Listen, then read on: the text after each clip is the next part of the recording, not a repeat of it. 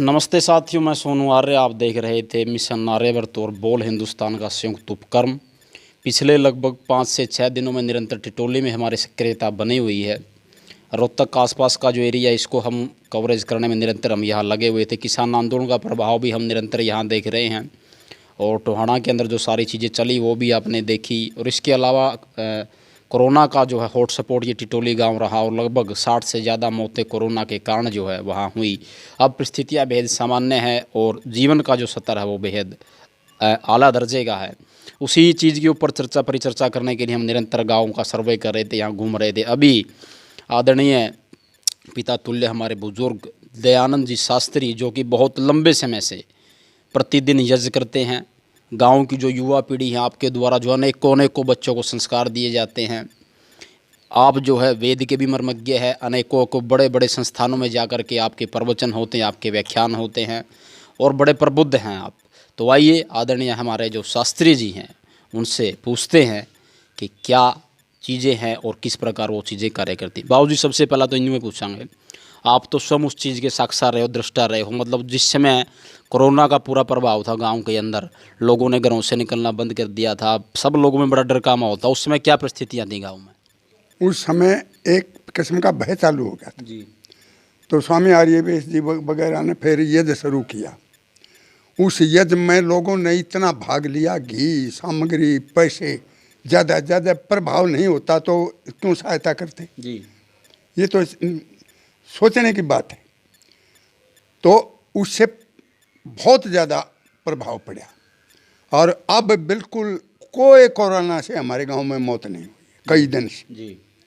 क्योंकि 2-4 मौतें हुई हैं, को बूढ़ा बड़ा बुजुर्ग आदमी या कोई और बीमारी से मरा, कोरोना से नहीं मरा।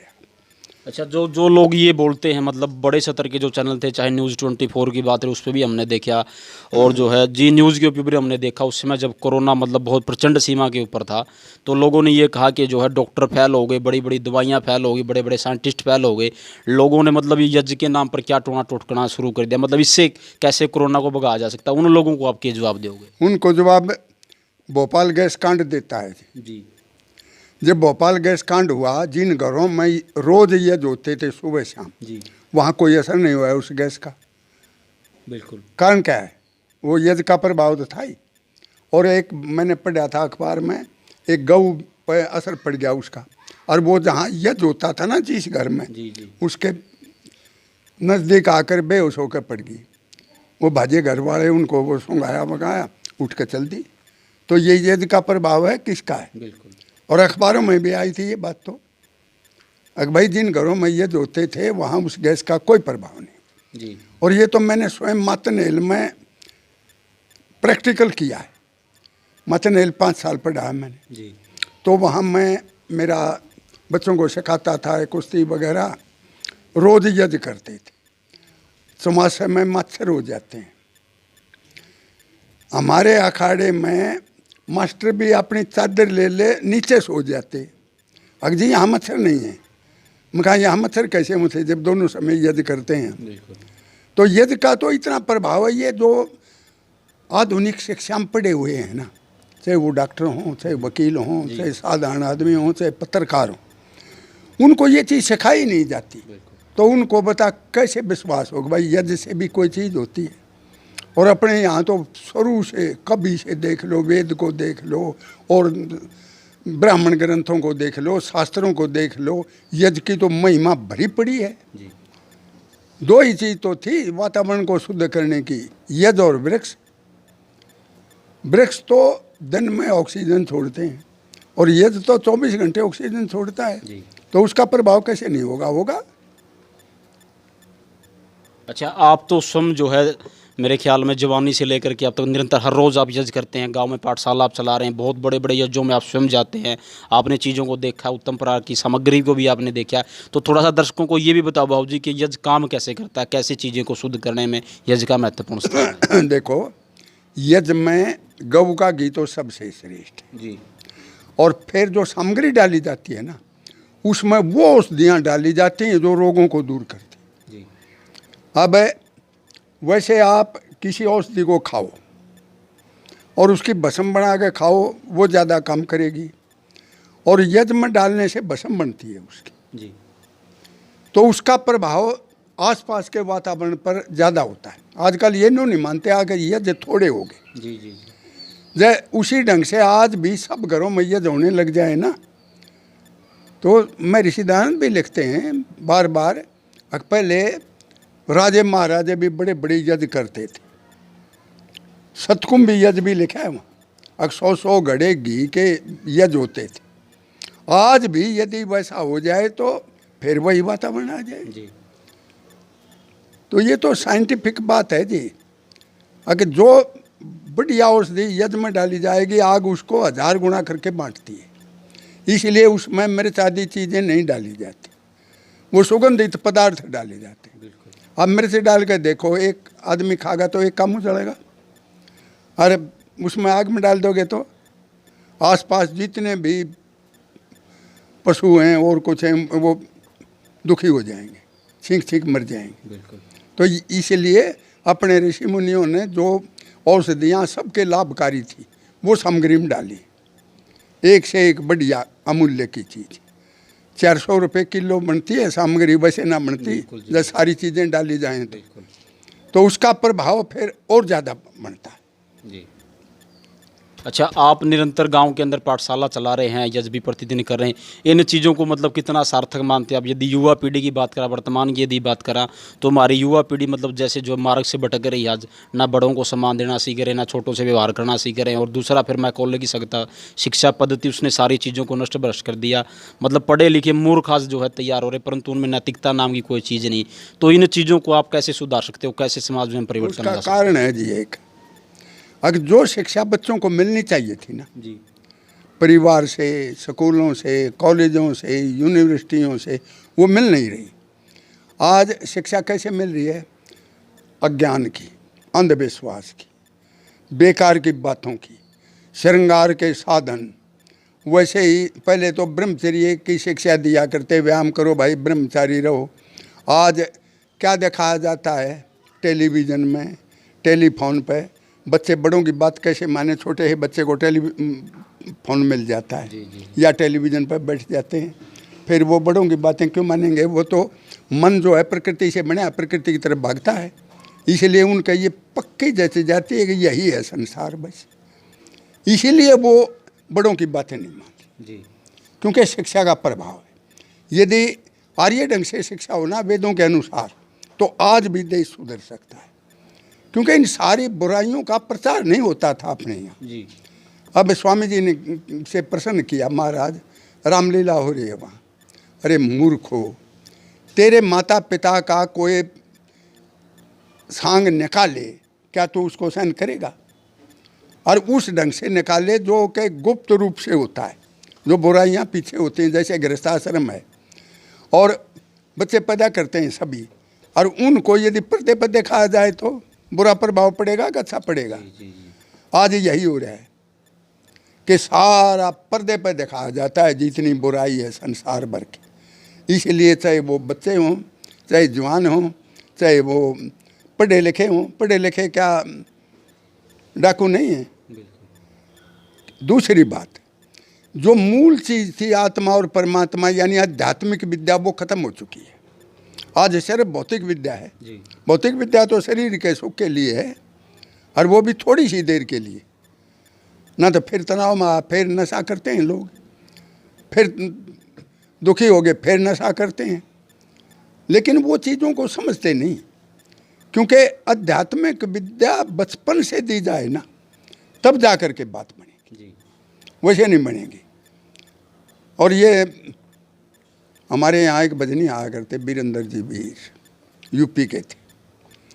जब ये सेकुलर स्टेट बनाई ना, ये सेकुलर का अर्थ ही नहीं समझ रहे, मत है सेकुलर का अर्थ, ये धर्म लगाते बिल्कुल। और राज धर्म तो कभी से चला है, राज के साथ तो धर्म लगा हुआ है। राजनीति अलग चीज़ है, राज धर्म अलग चीज़ है।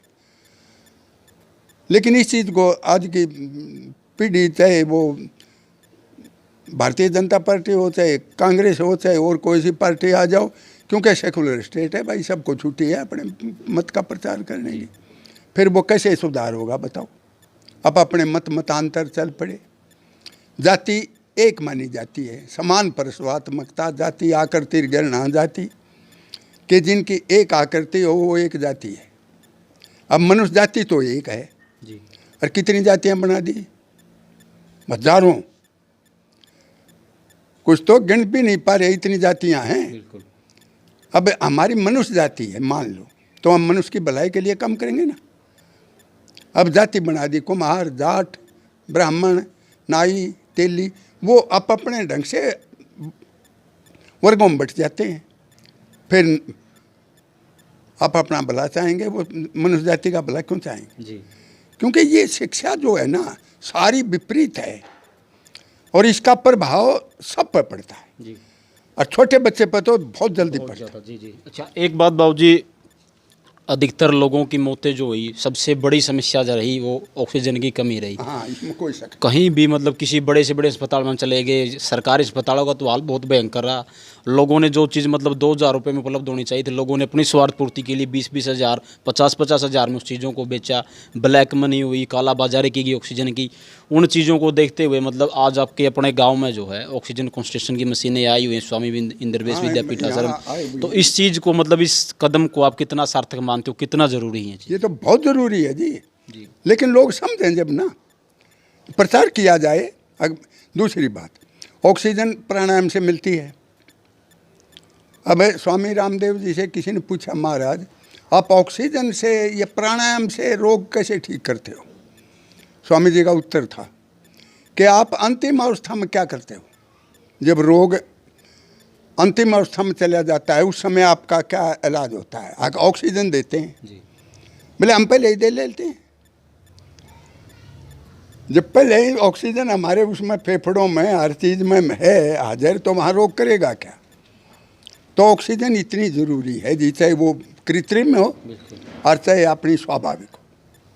तो प्राणायाम आदि से तो बैठ करके शुद्ध हवा में, बाग में या घीगा दीवा लगा करके हवन करके वहाँ जब प्राणायाम करते हैं तो ऑक्सीजन तो ज़्यादा मिलेगी। जी। इन चीज़ों का प्रचार बहुत कम है। एक आर्य समाज को छोड़कर कोई संस्था नहीं कर रही। जी।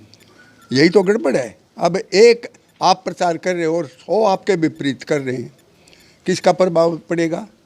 उन 100 का पड़ेगा। उसमें कोई संदेह है नहीं। तो हमारा प्रचार कम हो गया जी। ये है कारण।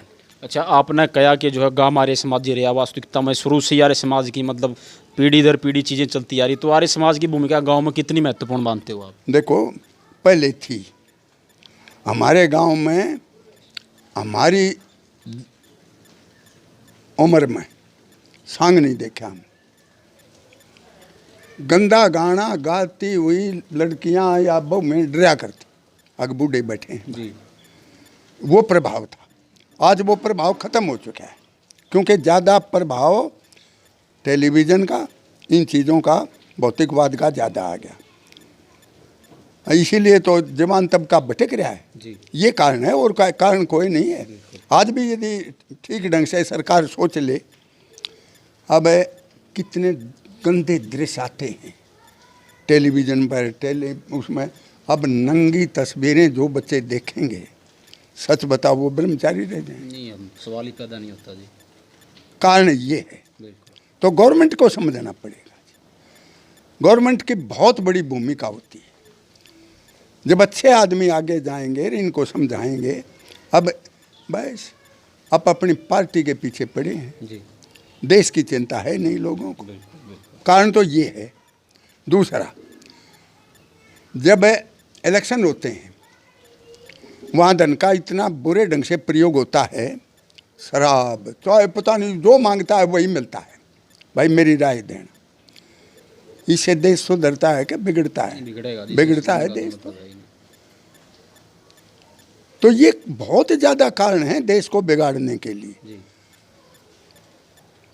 तो मैं तो यही कहा करूं, मैं ऋषि दयानंद के शब्दों में, भाई देश का सुधार चाहते हो तो आर्य समाज के साथ मिलो। बिल्कुल। तो साथियों, आप थे आदरणीय दयानंद शास्त्री जी, उनको सुन रहे थे आप, और उनके एक एक शब्द में जो है कितनी वास्तविकता थी, कितनी प्योरिटी थी, ये स्वयं आप आकलन यहाँ से कर सकते हैं। जितनी देर तक आप उनसे बात करेंगे उतना ज़्यादा जो है चीज़ों को खोल करके आपके सामने निरंतर वो देते जाएंगे। अभी समय का थोड़ा सा अभाव, परंतु बाबूजी के पास समय लेने के लिए दोबारा हम उपस्थित होंगे और फिर दोबारा बैठ करके बड़े आराम से विस्तृत चर्चा करेंगे। चीज़ों को बहुत अच्छी तरीके से समझाते हैं और देसी तरीके से समझाते हैं, ये आपकी बहुत बड़ी विशेषता है। आपका स्वाध्याय बड़ा व्यापक है और अनेकों संस्थाओं में आप जाते रहते, अनुभव बहुत ज़्यादा है। तो इतनी सारी चीज़ें आपने इकट्ठी कर रखी, जितना ज़्यादा आप बांटेंगे उतना ज़्यादा चीज़ों का प्रचार प्रसार होगा। परंतु बाबूजी का कहना साफ यही है कि आर्य समाज एक ऐसा संगठन है जो वर्तमान में समाज की भी, युवाओं की दिशा को बदल सकता है और इतना सामर्थ्य भी रखता है। तो इसलिए आप आर्य समाज से अवश्य जुड़े, ताकि मानसिक स्तर पर, बौद्धिक स्तर पर और सामाजिक स्तर पर भी आप सबका विकास हो। देखते रहिए बोल हिंदुस्तान में सोनू आर्य, फिलहाल अभी टिटोली से अपने साथी मनीष आर्य जी के साथ। धन्यवाद आप सबका। साथियों, ज़्यादा से ज़्यादा वीडियो को लाइक करें, शेयर करें, कमेंट करें और चैनल को सब्सक्राइब करना ना भूलें। धन्यवाद।